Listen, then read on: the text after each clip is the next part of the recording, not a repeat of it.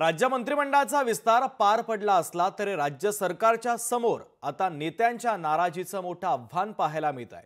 मंत्रिमंडळामध्ये स्थान न मिळाल्याने महायुतीमधील अनेक आमदार नाराज झाल्याची चर्चा आहे। याचा आढावा घेणारा लोकशाही मराठीचा हा खास रिपोर्ट पाहूयात।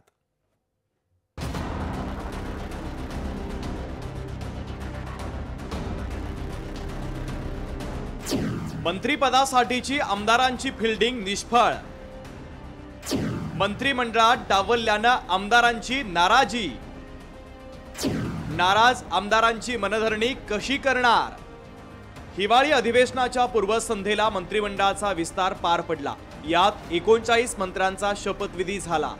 मात्र हा शपथविधी पार पडल्यानंतर महायुती सरकारमधील अनेक आमदारांनी आपली नाराजी व्यक्त केली आहे। यामध्ये काहींनी थेट नाराजी व्यक्त केली आहे, तर काहींनी थेट नाराजी व्यक्त केली नसली तरी आपल्याला मंत्रिमंडळाच्या विस्तारात जागा मिळेल अशी अपेक्षा व्यक्त केली आहे। मंत्रिमंडळाच्या विस्तारात जागा न मिळाल्यानं मनाला दुःख झालं असल्याचं काही आमदारांचं म्हणणं आहे। एकनाथ शिंदेंच्या शिवसेनेत आपल्याला मंत्रिपद मिळेल असे अनेक इच्छुक आमदार आहे। मात्र शपथविधी पार पडल्यानंतर अनेकांचा हिरमोड झाला।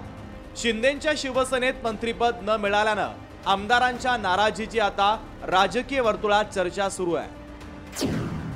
तर शिवसेनेच्या नाराज आमदारांमध्ये विजय शिवतारे, प्रकाश सुर्वे, नरेंद्र भोंडेकर, तानाजी सावंत, दीपक केसरकर, राजेंद्र गावित, अर्जुन खोतकर यांचा समावेश आहे। यापैकी प्रकाश सुर्वे आणि विजय शिवतारे या शिंदेंच्या शिवसेनेतील आमदारांनी आपली नाराजी थेटपणे व्यक्त केली आहे।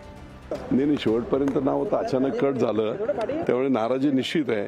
तर नाही, मला मंत्रिपद महत्वाचं नाही माझ्यासाठी। माझी कामं करणे, मला लोकांनी निवडून दिलेलं आहे, माझ्या मतदारसंघातली कामं। मंत्रिपद मला महत्वाचं नाही आहे। दुःख एवढं आहे की आम्ही महाराष्ट्र चाललाय कुठे, 2.5 वर्षानंतर मंत्रिपद दिलं तरी मी घेणार नाही। राष्ट्रवादी काँग्रेस पक्षात 9 जणांनी मंत्रिपदाची शपथ घेतली।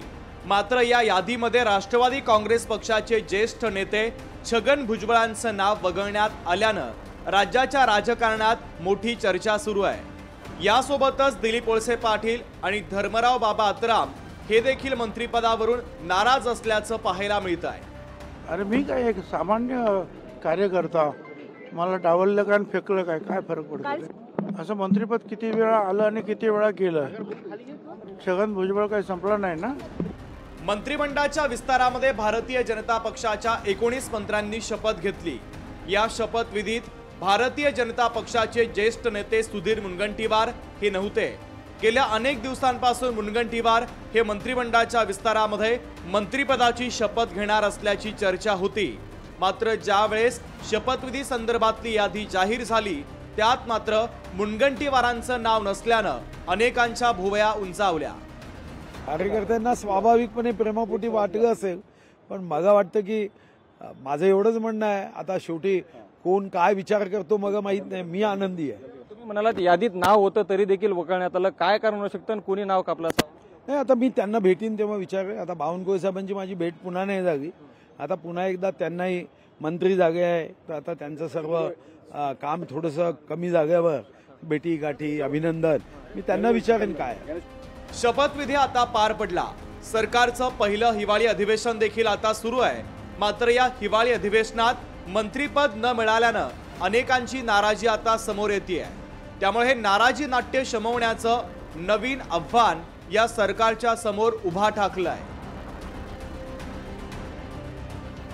मंत्रिमंडळाचा विस्तार झाला असला तरी महायुतीच्या नाराज आमदारांची संख्या देखील तेवढीच मोठी आहे।